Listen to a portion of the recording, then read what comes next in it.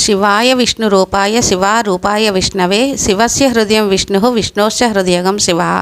ముందు 2 వీడియోల్లో జ్ఞాన సంబంధాల గురించిన కథను కొంతవరకు తెలుసుకున్నాం కదా. ఆ వీడియోలు అందరూ చూసారని అనుకుంటున్నాను. ఒకవేళ ఎవరైనా చూడని వాళ్ళు ఉంటే ఆ 2 వీడియోలు కూడా చూసి అప్పుడు ఇది చూస్తే మీకు ఆ కథ మొత్తం చక్కగా అర్థమవుతుంది.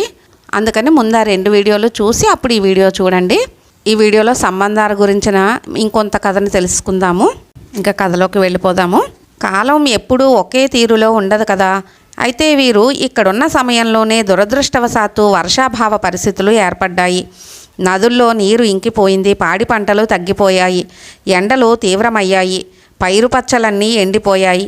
జీవులన్నీ ఆహారం దొరక్క అల్లాడిపోతున్నాయి.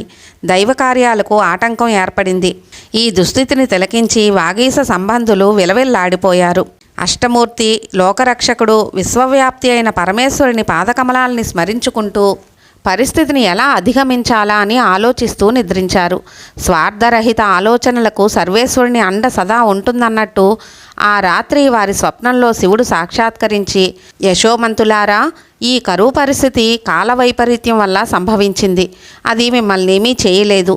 కానీ ఊరి వారిని, మీ భక్తుల కష్టాల్ని తీర్చేందుకు మీకు ఒక్కొక్కరికి ఒక్కో బంగారు కాసు నా ఆలయ తూర్పు పశ్చిమ బలిపీఠాలపై లభించేలా చేస్తాను. దాన్ని మీరు నా అనుగ్రహంగా స్వీకరించి పరిస్థితిని అధిగమించండని సెలవిచ్చి అంతర్ధానమయ్యాడు. దాంతో వారిద్దరూ పరమేశ్వరుని దయా స్వభావానికి పొంగిపోతూ ఆలయానికి వెళ్ళి ప్రదక్షిణం చేసి నమస్కరించుకున్నారు. సంబంధారు వాగీసుల కలలో కరుణాకరుడు ప్రకటించినట్టు తూర్పు పశ్చిమ బలిపీఠాలపై ఒక్కో బంగారు కాసు చొప్పున ఇద్దరికీ చెరో బంగారు కాసు కనిపించింది. సంబంధ వాగీసులిద్దరూ వాటిని స్వీకరించి మఠానికి వెళ్ళి ఊరివారితోనూ భక్తులతోనూ ఇక్కడ అందరికీ ఉచితంగా ఆహారం పెడతామంటూ చాటింపు వేయించారు. ఇంతలో ఆ బంగారు కాసులను విక్రయించి వచ్చిన సొమ్ముతో ఆహార పదార్థాలను తెప్పించి షడ్రసోపేతమైన భోజనాన్ని అందరికీ పెట్టి వారందరినీ సంతృప్తిపరిచారు. వాగీసుడు తన మఠంలోకి వచ్చిన వారికి మధ్యాహ్నానికి ముందే ఆహారం సమర్పించేవాడు. సంబంధుని మఠంలో మాత్రం మధ్యాహ్నం దాటితే కానీ వంటలయ్యేవి కావు. ఇది ఏమి వింత అని సంబంధుడు విచారించేవాడు. నే చేసే విధిలో ఏదైనా లోపముందా ఇలా జరుగుతోందని తాను బంగారు కాసు విక్రయించిన వారిని ప్రశ్నించాడు. అప్పుడు ఆ వణిక్ ప్రముఖులు, మీరు అమ్మే బంగారు కాసులో బంగారం పాలు బాగా తక్కువ కావడం వల్ల సొమ్ము తక్కువ వస్తోందని సమాధానమిచ్చారు. అందువల్లే తక్కువ ధనంతో ఆహార పదార్థాలు తెచ్చి వంట వండుతుండడం వల్ల ఆలస్యం అవుతోందని తెలిసింది. వాగీసుని బంగారు కాసు అచ్చమైన మేలిమి బంగారు కాసని, సంబంధుని కాసు వన్నె తక్కువ బంగారు కాసని తేలింది. మా ఇద్దరి మధ్య ఇంతటి భేదం చూపిస్తావా పరమేశ్వరా? రెండూ నీవిచ్చినవే, నీ ప్రసాదంలోనే ఇంతటి వ్యత్యాసమా అంటూ సంబంధుడు శివుని వద్ద వాపోయాడు. సంబంధుని విచారాన్ని గ్రహించి అతని అనుమానాన్ని నివృత్తి చేసేందుకు, భక్త, నిజమే, వాగీసుని బంగారు కాసులో బంగారం పాలు ఎక్కువ ఉంది. ఎందుకంటే అతను ఎప్పుడు నా ఆలయానికి వచ్చినా నన్ను సేవించి మాత్రమే తృప్తి పడడు. ముందుగా ఆలయం అంతా తన ద్రోకుడు పారతో గడ్డి గాదాలను శుభ్రపరిచి శారీరక సేవ చేస్తాడు. అలాగే మానసికంగా అనుక్షణం నన్నే ధ్యానిస్తూ ఉంటాడు. ఈ విధంగా అతను శారీరక, మానసిక, వాచకంగా నన్ను సేవిస్తాడు. వాగీసుడు 3 రకాల సేవలు చేస్తున్నారన్నమాట. అంటే శారీరకంగా ఆలయానికి వెళ్ళినప్పుడు ఎప్పుడు ఆ గడ్డి అంతా శుభ్రం చేసి ఆ తర్వాత ఈశ్వర దర్శనం చేసుకుంటారు అన్న విషయం మనం తెలుసుకున్నాం కదా, ముందు కథలో తెలుసుకున్నాం కదా. ఆ రకంగా ఆ దేవాలయాన్ని శుభ్రం చేయడం శారీరకంగా చేసే సేవ. తర్వాత మానసికంగా, తర్వాత అంటే ఈశ్వరుని దర్శించుకుని మానసికంగా ఆయనకి సేవ చేసుకుంటున్నారు. ఇంకొకటి వాచకంగా, ఆయన పద్యాలు గీతాలు ఆలపిస్తూ ఉంటారు కదా, అందుకని వాచకంగా అది కూడా భగవంతుడికి చేసే సేవే కదా. ఆ రకంగా ఈశ్వరుడికి ఆయన 3 రకాలుగా సేవ చేసుకుంటున్నారని అంతటి కరుణ చూపించారనమాట. కాబట్టే అతనికి ఇచ్చిన కాసు అచ్చమైన బంగారంతో కూడిందయింది. నీవు మాత్రం మానసిక, వాచక సేవలనే చేస్తావంటూ సందేహ నివృత్తి చేశాడు. సంబంధాలు చేసేది కేవలం మానసికంగా, అంటే ఈశ్వరుని దర్శించుకుని ఆ సేవ చేయడం. తర్వాత ఈయన కూడా పద్యాలు గీతాలు ఆలపిస్తారు కాబట్టి వాచకంగా సేవ. ఈ 2 రకాల సేవలే చేస్తున్నావు కాబట్టి, అంటే ఆయన బంగారం ప్రసాదంగా ఇచ్చారు కదా ఈశ్వరుడు, ఆ బంగారంలో సేవ చేసుకున్న ఆయనకి కాస్త ఎక్కువ ఇచ్చారన్నమాట. అలా అని ఈయన మీద ప్రేమ తగ్గినట్టు కాదు, ఈయనకి ఇచ్చారు ఆయనకి ఇచ్చారు. ఆయన సేవ చేసుకున్న దానికి ఇంకొంచెం ఫలితం అన్నమాట ఆయనకి ఇచ్చింది. ఈశ్వరుడు కృప చూడండి. అలాగంటే మనం ఎంత సేవ చేసుకుంటే ఆయన మనకి అంత దగ్గర అవుతారనమాట. సరే, ఇంకా కథలోకి వెళ్ళిపోదాం. మళ్ళాను కాబట్టే అతనికిచ్చిన కాసు అచ్చమైన బంగారంతో కూడిందయింది.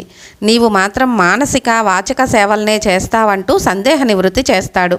దాంతో సంబంధుడు వాగీసుని భక్తి ప్రపత్తులను కొనియాడుతూ ఆలయానికి వెళ్ళి పరమశివుణ్ణి దర్శించి స్తుతించాడు. అప్పటి నుంచి సంబంధార్కు కూడా మేలిమి బంగారు కాసే అనుగ్రహిస్తున్నాడు. అలాగే వైశ్యులు కూడా ఆ కాసునకు ఎక్కువ సొమ్మే ఇస్తున్నారు. ఆ రోజు నుండి సంబంధుని మఠంలో కూడా తొందరగానే వంటలయ్యేవి. ఇలా కరువు ఉన్నంతకాలం వాగీస సంబంధులిద్దరూ ఊరివారందరికీ భోజనాలు పెట్టి ఆ పరిస్థితిని చక్కదిద్దారు.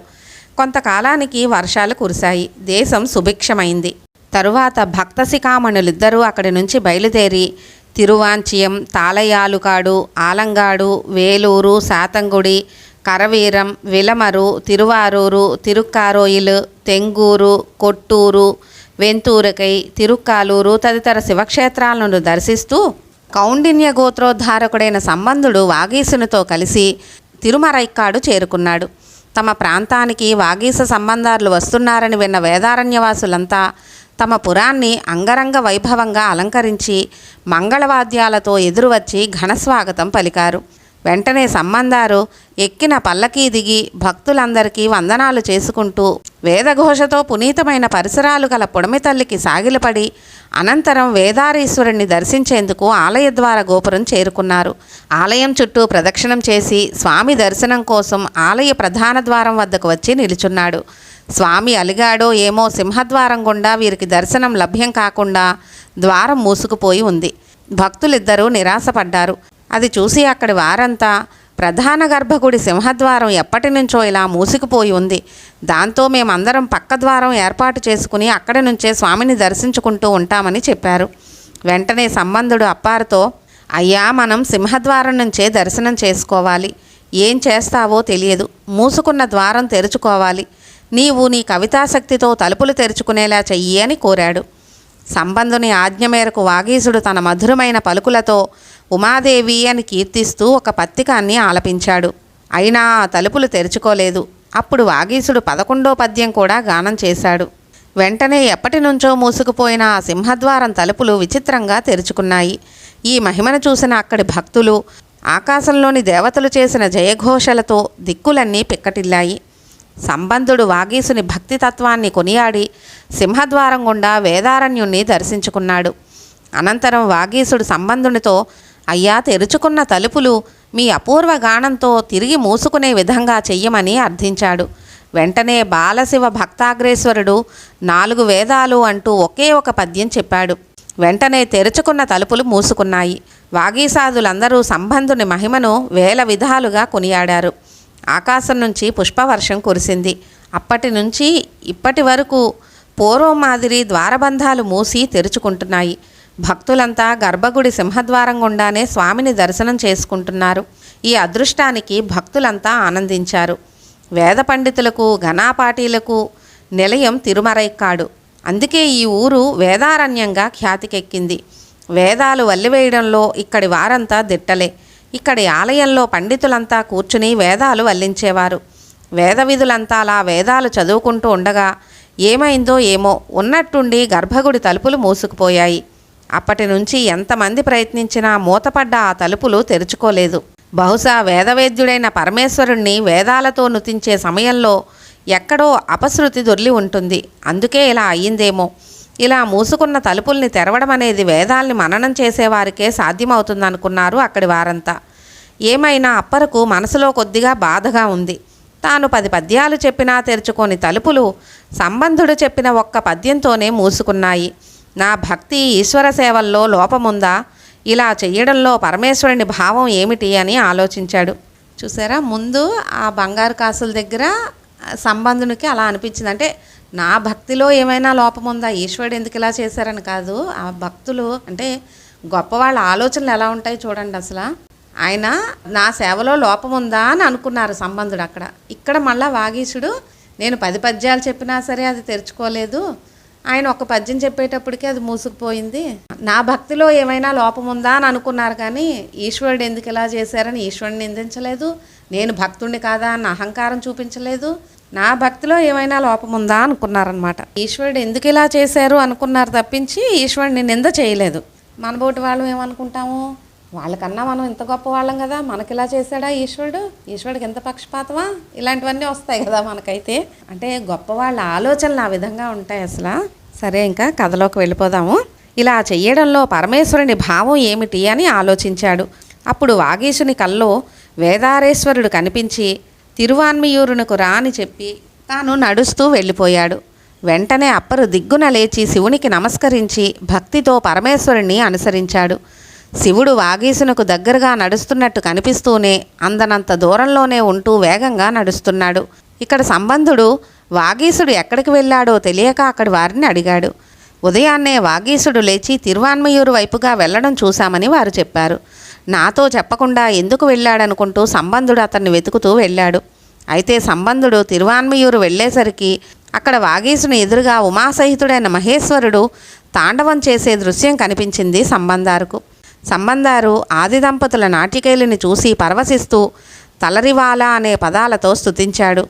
వారిద్దరూ కలిసి అక్కడ కొద్ది రోజులుండి తిరిగి వేదారణ్యానికి తిరిగి వచ్చారు. అదే సమయంలో పాండ్యదేశం మతపిచ్చిలో కూరుకుపోయి కొట్టుమిట్టాడుతోంది. అక్కడ శైవ వైదిక మార్గం అధపాతాళానికి అణిగిపోయింది. జైన మతం విజృంభించి తన వికృత చేష్టలతో భక్తి మార్గాన్ని భ్రష్టు పట్టిస్తోంది. ఆ దేశ రాజు కూడా జన్మాంతర పాప ఫలితంగా జైన మతాన్నే స్వీకరించి వారి దోవలోనే నడుస్తున్నాడు. యథారాజా తథా ప్రజ అన్నట్టు ప్రజలు సన్మార్గాన్ని వీడి వారు కూడా జైనులై పాపకార్యాలకే ఒడిగడుతున్నారు.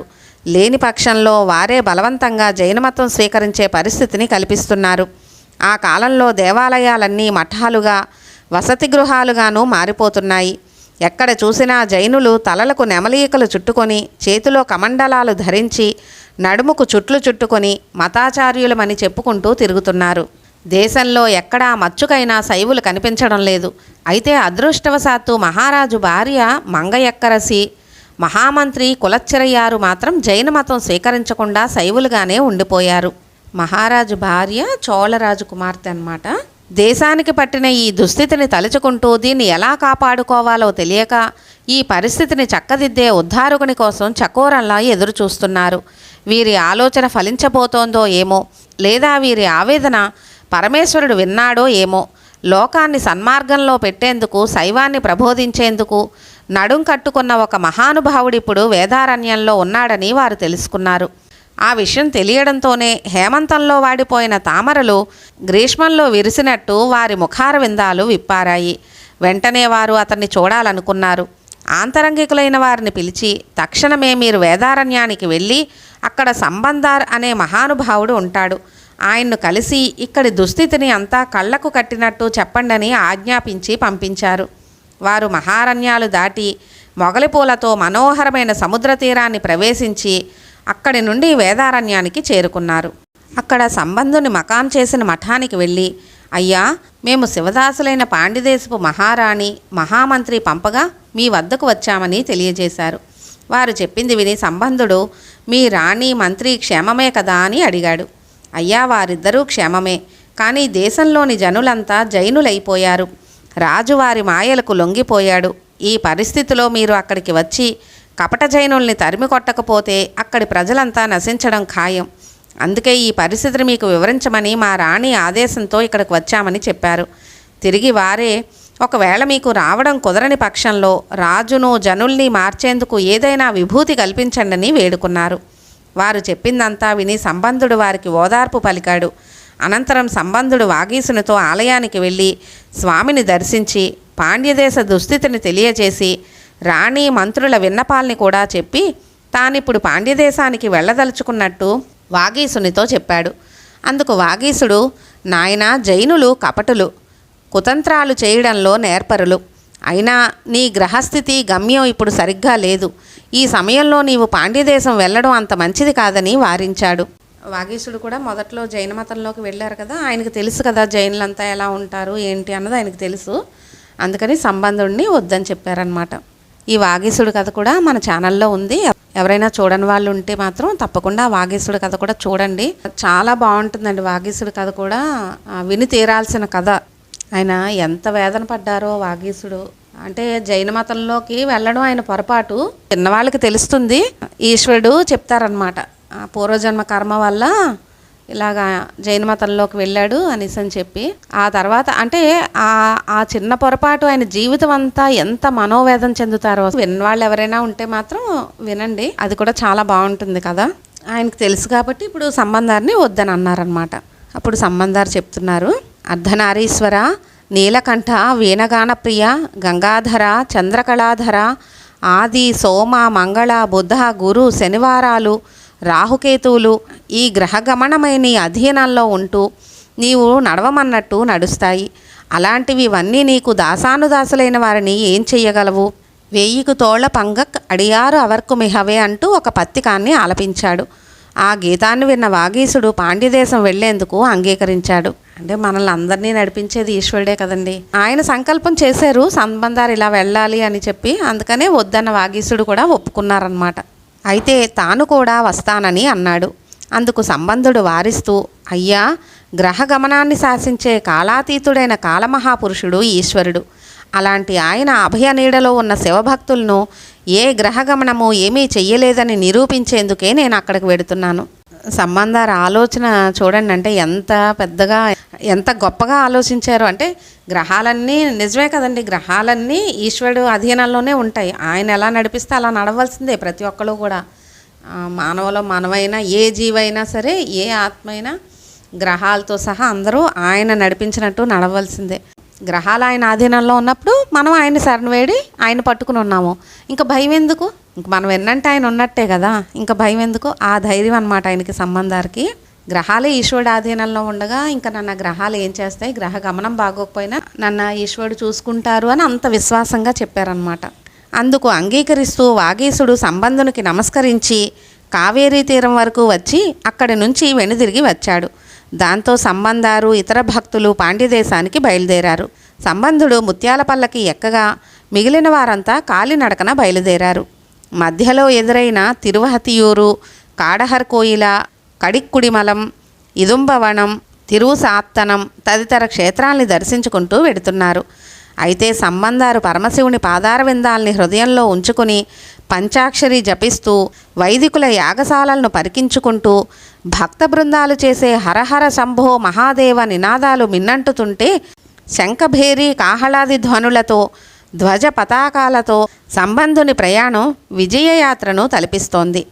ఈ ప్రకారం సంబంధుడు అనేక దివ్యక్షేత్రాలు దర్శించి సముద్ర తీర మార్గం దాటి కదలి, పనస, పోక తదితర వనాల్ని చూసుకుంటూ సంతోషిస్తూ సరోవరాలపై నుండి వీచే మలయ సమీరాన్ని ఆస్వాదిస్తూ కర్షక స్త్రీల పాటలు వినుకుంటూ ఉల్లాసభరితంగా యాత్రను సాగిస్తున్నాడు.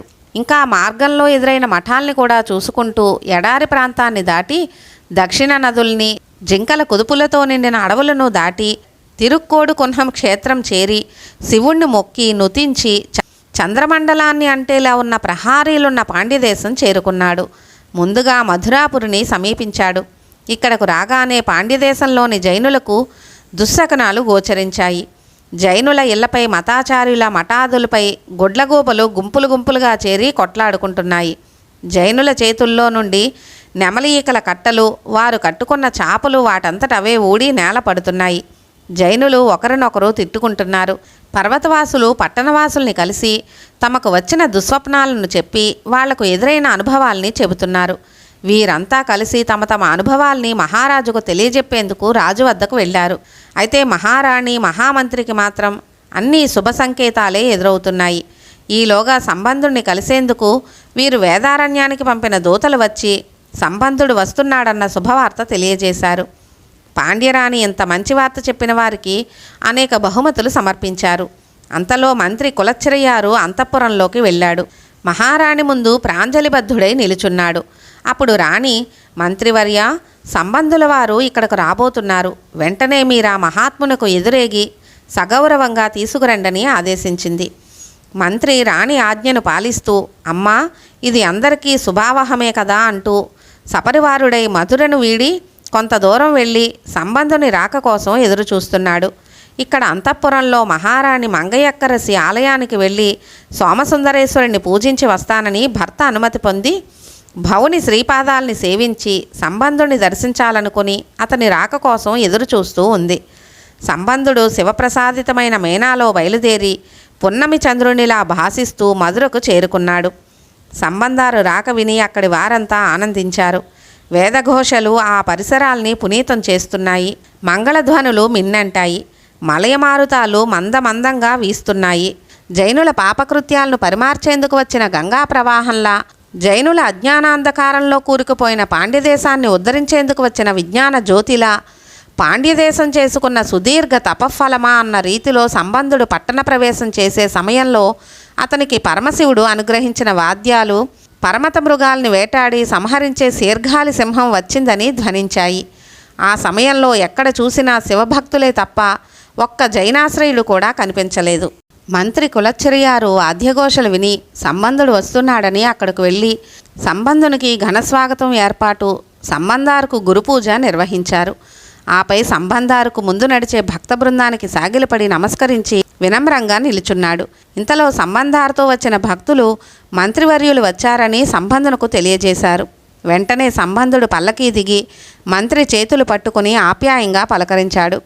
కులచ్చరియారు సంబంధారు పాదాలకు నమస్కరించాడు. దయార్ద్ర హృదయుడైన సంబంధుడు చోళరాజపుత్రిక మంగయ్యక్కరసికి నీకు సదాశివునిపైనున్న భక్తి నిరంతరం కొనసాగుతోంది కదా అని క్షేమ సమాచారాలు అడిగాడు సంబంధారు. అందుకు మంత్రి, తమ ఆశీర్వాద బలంతో మేమందరం కుశలంగానే ఉన్నాం. అయితే వేద మార్గాన్ని నిరసించే జైనులపై విశ్వాసంతో వారి మతంలోకి చేరిన పాండ్యరాజు తిరిగి విభూతి మహిమను తెలిసి శైవంలోకి వచ్చేలా మీరు చేయాలని కోరుతూ మా రాణి మీ శ్రీచరణాలకు మొక్కి అంతఃపురానికి తీసుకురమ్మని ఆదేశించారని విన్నవించాడు మంత్రి. సంబంధుడు అతని వినయానికి సంతసిస్తూ, మంత్రివర్య, మధురలో సోమసుందరిని ఆలపోయి నిలయం ఎక్కడుంది అని ప్రశ్నించాడు. అందుకు మంత్రి, దేవా, అదిగో ఆకాశమంటుతున్న ధ్వజ పతాకాలతో గోపుర ప్రాకారాదులతో అలరారుతున్నదే సుందరేశుని ఆలయమని చెప్పాడు.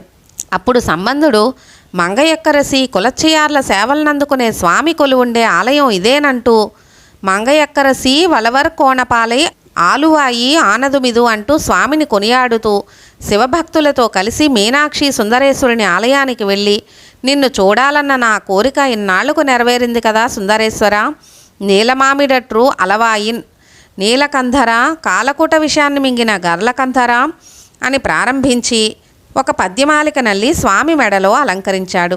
సోమసుందరాలయంలో కొద్దిసేపు ఉండి అనంతరం ఆలయం బయటకు వచ్చాడు.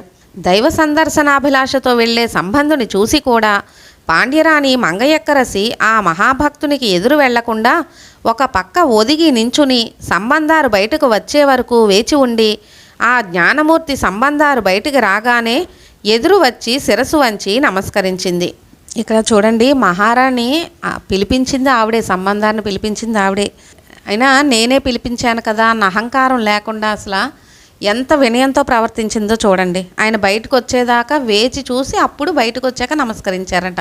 అంటే ఇది చిన్న విషయమే అనిపించవచ్చు ఎవరికైనా సరే, కానీ ఇలాంటి విషయాలు నేర్చుకోవాలి. మనం ఎప్పుడైతే అహంకారం లేకుండా వినయ విధేయతలతో ఉంటామో అప్పుడే ఈశ్వరుడు కూడా మనకి దగ్గర అవుతారనమాట.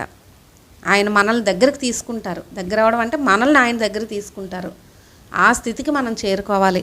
అంటే ఇలాంటి భక్తుల కథలు తెలుసుకున్నప్పుడు ఈ చిన్న చిన్న విషయాలే కదా అని వాటిని మనం పట్టించుకోకుండా వదిలేయకుండా వాటిని కూడా మనం దృష్టిలో ఉంచుకోవాలన్నమాట. భక్తి మార్గంలోకి వెళ్ళిన తర్వాత మనల్ని మనం మార్చుకుంటూ ముందుకు సాగాలి మనం. అలా అయితేనే ఈశ్వరుడు కూడా మనకి దగ్గర అవుతారు. ఈశ్వరుడు దగ్గర అవుతారంటే ఈశ్వరుడు మనల్ని దగ్గరికి తీసుకుంటారు. మనం వెళ్ళడానికి ఎలాగో ప్రయత్నిస్తాము, ఈశ్వరుడు మనల్ని దగ్గరికి తీసుకుంటారనమాట. నాయనార్లందరూ కూడా అంత వినయంగా ఉండబట్టి అంత పేరు ప్రఖ్యాతులు తెచ్చుకున్నారు, ఈశ్వరుడికి దగ్గర అయ్యారు, అంత మోక్షం సంపాదించుకున్నారు ఒక్కొక్కలోనూ. ఇలాంటివి మరి మనం కొన్నన్నా నేర్చుకోవాలి కదా. సరే, ఇంకా కథలోకి వెళ్ళిపోదాము. సంబంధుడు ఆమెను ఆదరంగా లేవదీశాడు. అయ్యా, నేడు మా దేశమే ధన్యమైనట్టు భావిస్తూ ఉన్నాను. నా ప్రాణనాథుడు చేసిన పాపం ఏమిటో కానీ ఈ జైనాంధకారంలో కూరుకుపోయారు.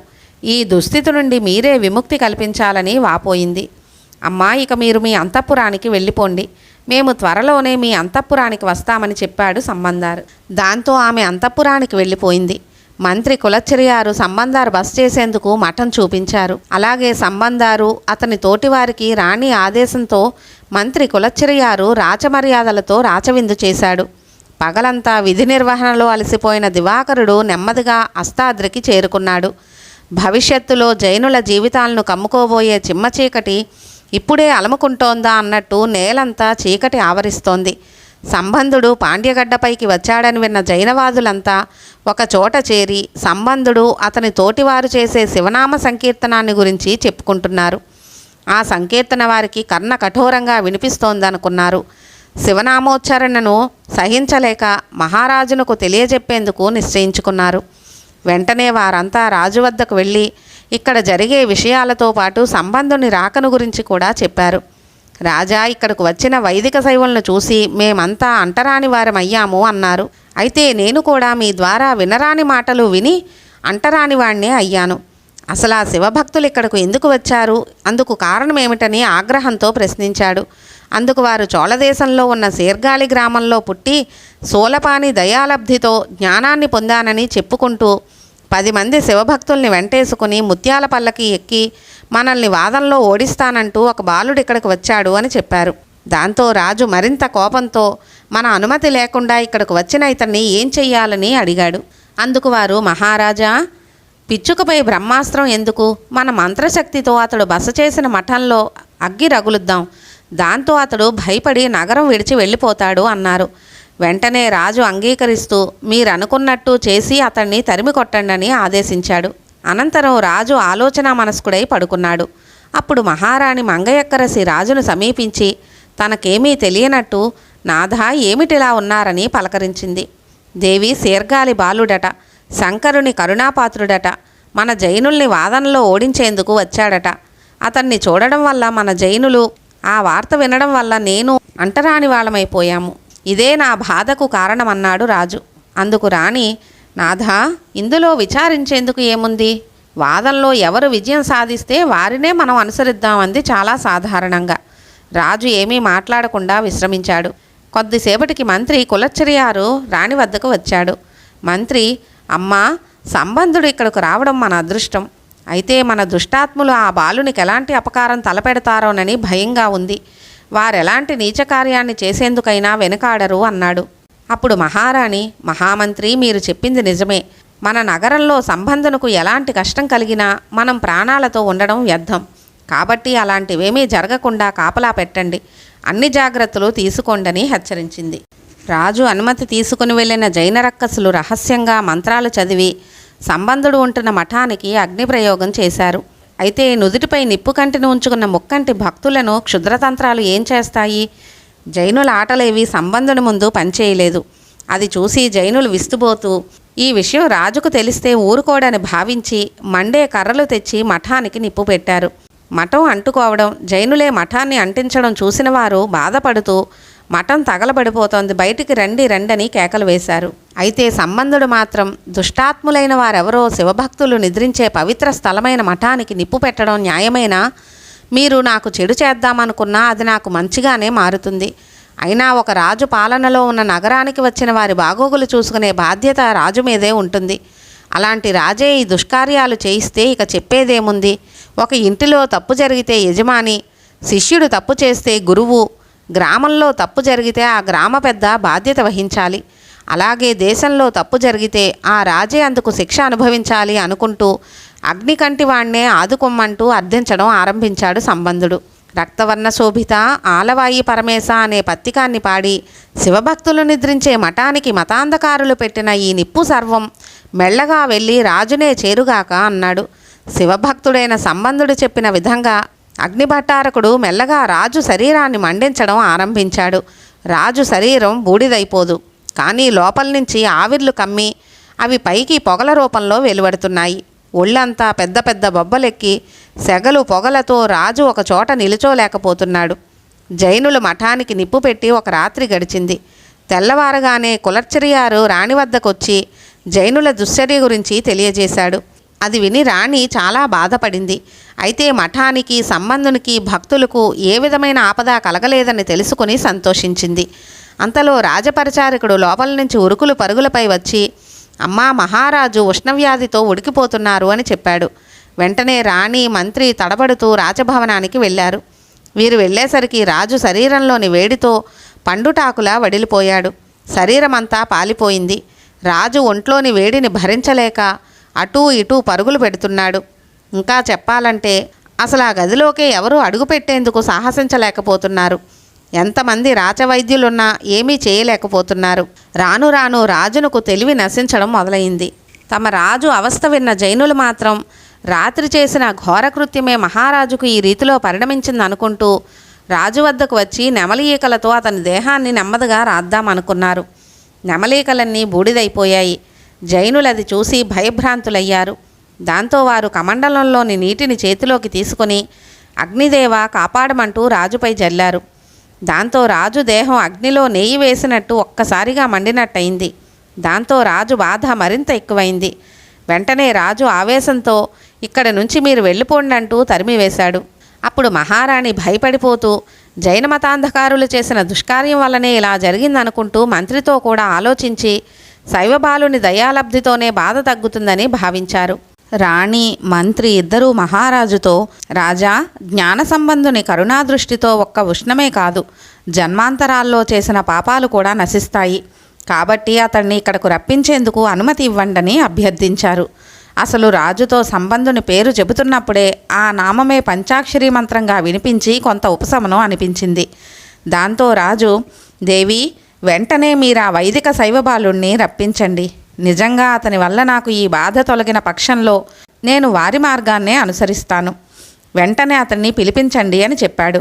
రాజు మాటలకు రాణి మంత్రి ఎంతగానో సంతోషిస్తూ సంబంధుణ్ణి ఆహ్వానించేందుకు మహారాణి మేనాలో మఠానికి వెళ్ళింది. మంత్రి కూడా అశ్వారూఢుడై ఆమె కంటే ముందుగా అక్కడికి వెళ్ళి తాము వస్తున్నట్టు సంబంధనకు తెలియజేసి అతని అంగీకారంతో మఠం లోపలికి వెళ్ళాడు మంత్రి. రాణి కూడా అతనితో పాటు లోనికి వెళ్ళి సత్య శివజ్ఞానమూర్తి, సంపూర్ణ స్వరూపమైన చతుర్వేదసారం, శైవాన్ని లోకంలో వ్యాప్తి చెందించడానికి అవతరించిన రాకాసుధాకరుడైన సంబంధుని పాదకమలాలపై పడి నమస్కరించారు. సంబంధుడు రాణిని ఆదరంగా పైకి లేవదీసి, అమ్మా, ఎందుకిలా దిగులుగా కనిపిస్తున్నారు? అందుకు కారణం ఏమిటని అడిగాడు. అందుకు ఆమె, అయ్యా, జైనవాదులు మీకు చేసిన అపకారానికి మేమెంతో దుఃఖిస్తున్నాము. మూర్ఖమైన వారి చర్య వల్ల మహారాజు అధిక ఉష్ణంతో బాధపడుతున్నారు. జైనుల కపట మంత్రాలతో కొంచెం కూడా రాజు బాధ తగ్గలేదు. మా యందు దయ ఉంచి మీరు అంతఃపురానికి వచ్చి మా ప్రాణాల్ని, మహారాజు ప్రాణాల్ని కాపాడమని వేడుకున్నారు. ఆమె వేడుకోలు విన్న సంబంధుడు, అమ్మా, మీరేమీ విచారించకండి. దుష్టాత్ములైన జైనవాదుల్ని వాదనలో ఓడించి మీకు ఊరట కలిగిస్తాను. పాండ్యరాజు తన తప్పు తెలుసుకుని తప్పనిసరిగా శైవమతంలోకి వచ్చే తరుణం ఆసన్నమైందని ఊరడించాడు. అందుకు మంత్రి, రాణి ఉభయులు, అయ్యా, దుఃఖసాగరంలో మునిగిన మమ్మల్ని ఉద్ధరించేందుకు వచ్చిన దేవుడు మీరు.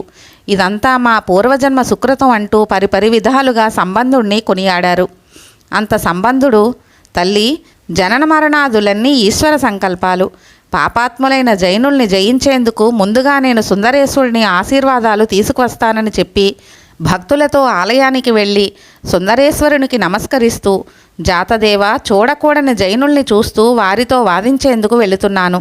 ఈ క్లిష్ట పరిస్థితి నుంచి నేను సులభంగా బయటకు వచ్చేలా అనుగ్రహించు. జైనుల కపటవాదాన్ని ఓడించే బలాన్ని ప్రసాదించు. అనుక్షణం నీ అనుగ్రహం నాపై వర్షించేలా నన్ను దీవించి పంపించండని పితృవనవాస కాట్టు మావది ఉరి అనే పత్తికంతో స్వామిని కీర్తించాడు. అనంతరం కాలకూటాన్ని అమృతంలా మింగివేశావు. కాలపాశం నుంచి మార్కండేయుణ్ణి రక్షించావు. అదేవిధంగా నీ దాసుడైన నన్ను కరుణించి నీ వల్ల నేను రక్షణ పొందానన్న ఆనందాన్ని విశ్వవ్యాప్తం చేయాలని అనుగ్రహించావా తండ్రి అని ప్రార్థించాడు. ఆ విధంగా సుందరేశ్వరుని కరుణ పొంది ముత్యాలపల్లెకి ఎక్కి భక్తుల జయఘోషలతో మధురవాసుల ఆనంద తరంగాల మధ్య ఓలలాడుతూ మంత్రి కులచ్చిరియారు మార్గం చూపిస్తుంటే, రాణి కూడా తన పల్లకీలో వెనుకగా అనుసరిస్తుంటే సంబంధుడు రాజమార్గాన్ని దాటి అంతఃపురం ప్రవేశించాడు. సంబంధుడు అంతఃపురానికి వస్తున్న విషయాన్ని మహారాజుకు తెలియజేశాడు మంత్రి. ఆ విషయమే రాజుకు ఎంతో ఊరట కల్పించింది. వెంటనే రాజు, మంత్రివర్య, సంబంధుడు కూర్చునేందుకు బంగారు పీఠాన్ని ఏర్పాటు చేయమని ఆదేశించి ఆ మహానుభావుణ్ణి లోపలికి తీసుకురమ్మని చెప్పాడు. సంతోషాంత తరంగుడై మంత్రి సంబంధుణ్ణి లోనికి ఆహ్వానించేందుకు వెళ్ళాడు. ఇది చూసిన అక్కడి జైనవాదులు రాజు మాటలు విని, మహారాజా, ఇది మన మతాన్ని అగౌరవపరిచినట్లు అవుతుంది. ఇలా అవమానించడం మీకు భావ్యం కాదు. అతడు వచ్చినందువల్ల మీ వ్యాధి ఉపశమిస్తుందా? అయితే మన జైన మంత్రవాదులకు అతనికి పరీక్ష పెట్టండి. అతను కొంత మేము కొంత, మీ బాధ నివారించేలా మీరు అతనికి సూచించండిని చెప్పండి అన్నారు. పూర్తిగా మారని రాజు వారి మాటలకు అంగీకరిస్తూ ఆ విధంగానే చెయ్యండి, అతన్ని అలానే కోరతా అన్నాడు రాజు. దాంతో కపటజైనులు రాజును ఒప్పించినందుకు ఎంతగానో సంతోషించారు. సంబంధుడు లోపలి ద్వారం వద్దకు వచ్చి రాణిని అనుసరించి లోపలికి వెళ్ళాడు. కమ్ముకున్న పెనుచీకట్లు తొలగింపజేసేందుకు ఆకాశంలో విరిసిన సీతమయూఖునిలా కౌండిన్య కులాలంకారుడు సంబంధుడు రాజు వద్దకు వచ్చి నమస్కరించాడు. మహారాజు కూడా ప్రతి నమస్కారం చేస్తూ అక్కడ అమర్చిన స్వర్ణపీఠికపై కూర్చోమని అభ్యర్థించాడు. సంబంధుని దర్శించిన వేళలోనే మహారాజులోని వ్యాధి చాలా వరకు తగ్గిపోయినట్టు శాంతి పొందాడు పాండ్యరాజు. అందుకు ఆనందపడిపోతూ చేతులు జోడించి, అయ్యా మీరు ఎక్కడ ఉంటారని ప్రశ్నించాడు పాలకుడు. అందుకు సంబంధుడు, పాండ్యదేశాధిప, నాది బ్రహ్మపురం అంటూ తన ప్రవర చెప్పుకున్నాడు. బంగారు సింహాసనంపై కూర్చున్న సంబంధుణ్ణి చూసి జైనులు సహించలేకపోయారు. ఎలాగైనా అతన్ని తమ వాదంలో ఓడించేందుకు అతని చుట్టూ చేరి ఎన్నెన్నో శాస్త్ర విషయాల్ని చర్చించడం ఆరంభించారు. అందుకు సంబంధుడు, అయ్యలారా, ఇంతమంది కలిసి ఎందుకలా మాట్లాడతారు? ఒక్కొక్కరుగా మీ మీ వాదాన్ని తెలియజేయండి, నేనందుకు సమాధానం చెబుతాను అన్నాడు. వారందుకు ఆగ్రహంతో ఏవేవో దూషించడం మొదలుపెట్టారు. అప్పుడు మహారాణి మంగయక్కరసి మహారాజుతో, నాథ, సంబంధుడు ఒంటరివాడు, వీళ్ళేమో లెక్కకు మించి ఉన్నారు. సంబంధుణ్ణి ముందుగా మీ వ్యాధిని నివారించమనండి, వివాదాల సంగతి తర్వాత తేల్చుకోవచ్చు అంది.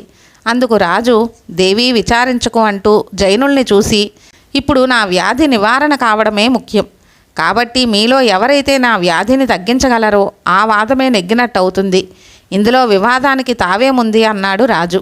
పసి వయసులోనే అమ్మవారి జ్ఞానక్షీరాన్ని తాగిన సంబంధుడు రాణితో, అమ్మా, నేను బాలుణ్ణి, ఏం చేయలేనని భావించి భయపడకు, ఆలవాయి సుందరేశుడు నా పక్షాన ఉన్నంతవరకు నాకు భయమే లేదంటూ మాని నేర్వలి మాదరాయ్ అనే పత్తికాన్ని గానం చేశాడు.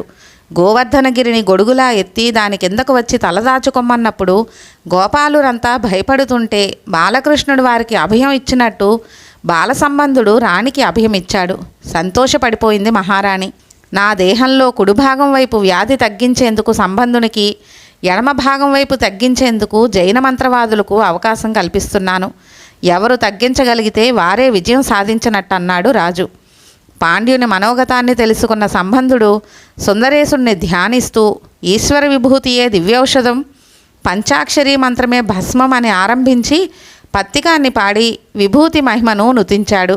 ఇంకా శ్రీకరంచ పవిత్రంచ శోకరోగ నివారణం, లోకే వశీకరణం పుంసాం భాస్మ త్రైలోక్య పావనం, పరమ పవిత్రమైంది, ఏ విధమైన అనారోగ్యాన్నైనా తొలగించేది, సుఖ సంతోషాల్ని భాగ్యాన్ని చేకూర్చేది, బాధల్ని నివారించేది, అందరినీ వశంలో ఉంచుకునేదైన విభూతిని రాజు శరీరంపై చల్లుతున్నానంటూ ఓం త్రయంబకం యజామహే సుగంధిం పుష్టివర్ధనం ఉర్వారుకమివ బంధనాత్ మృత్యోర్ముక్షీయమామృతాత్.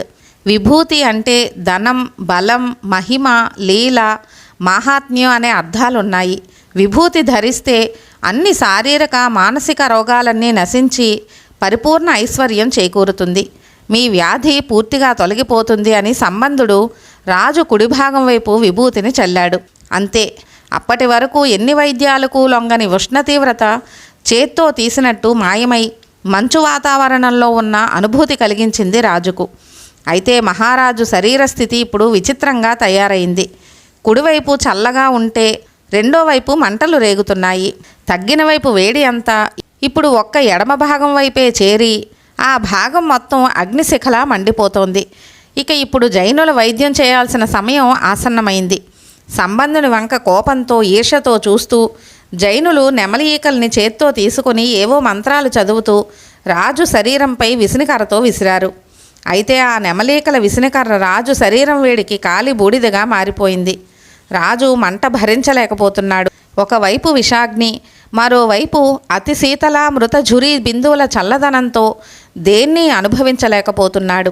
రాజులు జైనుల వైపు కోపంతో చూస్తూ, మీరు ఓడిపోయారు, సంబంధాల వల్లనే నాకు వ్యాధి నయమవుతుంది, ఆయనే దీన్ని నివారించగల సరైన వైద్యుడు, మీరంతా ఇక్కడి నుండి వెళ్ళిపోండి అంటూ వారిని వెళ్ళగొట్టేందుకు యత్నించాడు. అయినా సిగ్గు లేకుండా వారు అక్కడే ఒక పక్కగా ఒదిగి నిలుచున్నారు. అంత మహారాజు సంబంధుని పాదారవిందాలకు నమస్కరిస్తూ, అయ్యా, నన్ను పీడిస్తున్న ఈ ఉష్ణవ్యాధి సంపూర్ణంగా తొలగిపోయేలా చేసి ధన్యుణ్ణి చెయ్యండని వేడుకున్నాడు. అంత సంబంధుడు తన చేత్తో చంద్రశేఖరుని విభూతిని తీసుకుని ఇంతకు పూర్వం చదివిన మంత్రాన్ని ఉచ్చరిస్తూ అతని ఎడమ భాగంపై కూడా చల్లాడు. అంతే, ఆ వైపు బాధ కూడా పూర్తిగా నయమైపోయింది. రాజు పూర్ణారోగ్యవంతుడయ్యాడు. వెంటనే మహారాణి సంబంధార పాదాలపై పడి నమస్కరిస్తూ, శివస్వరూప, మీ దయ వల్ల మేము ధన్యులమయ్యాము. నా మనోనాథుడు రోగరహితుడై పునర్జన్మ పొందాడు అంటూ ప్రార్థించింది. మహారాజు కూడా బాలుని మహిమను ఎన్నో విధాలుగా కీర్తిస్తూ, మీ దయ వల్లనే నేను సంపూర్ణ ఆరోగ్యవంతుడినయ్యాను అంటూ పలు విధాలుగా శ్లాఘించాడు. జైనులు తమ మంత్ర తంత్ర విద్యలతో ఇతగాన్ని ఓడించలేమని భావించి జల అగ్ని వాదాలతో ఓడిద్దామని ప్రణాళికలు వేసుకుంటున్నారు. వారి ఆలోచనా పదాన్ని తెలుసుకున్న సంబంధుడు, అయ్యలారా, ఏది ఇక మీ శాస్త్రాల్ని విప్పి చెప్పండి అన్నాడు. అప్పుడు వారు, ఇక శాస్త్రాలు వాదాలతో పని లేదు. మనం అతి పవిత్రంగా ప్రామాణికంగా భావించే మత సూక్తుల్ని తాళపత్రాలపై రాసి మంటల్లోనూ నీళ్లల్లోనూ వేద్దాం. ఏవి సత్యమైనవైతే అవి కాలకుండా మునిగి తడిసిపోకుండా ఉంటాయి, కానివి కాలి నీరైపోతాయి అని సవాలు విసిరారు. అప్పుడు రాజు వారిని వారిస్తూ, మీరు నా వ్యాధిని నయం చేయలేకపోయారు, ఇంకా మీ వాదాలతో పనేముంది అన్నాడు. అందుకు జైనులు, మహారాజా, మా వాదాలను తాళపత్రాలపై రాసి ముందుగా అగ్నిలో పడవేస్తాం. అందులో ఎవరి వాదాలు కాలిపోకుండా ఉంటాయో వారిదే జయమన్నారు. సంబంధుడు అందుకు అంగీకరించాడు. వెంటనే అక్కడ ఒక పెద్ద మంట రగిల్చారు. సంబంధుడు అగ్నిభట్టారకుణ్ణి సమీపించి తన కీర్తనలున్న తాళపత్ర సంపుటి నుంచి ఒక పత్రాన్ని తీసి దాన్ని మంటలో పడవేశాడు.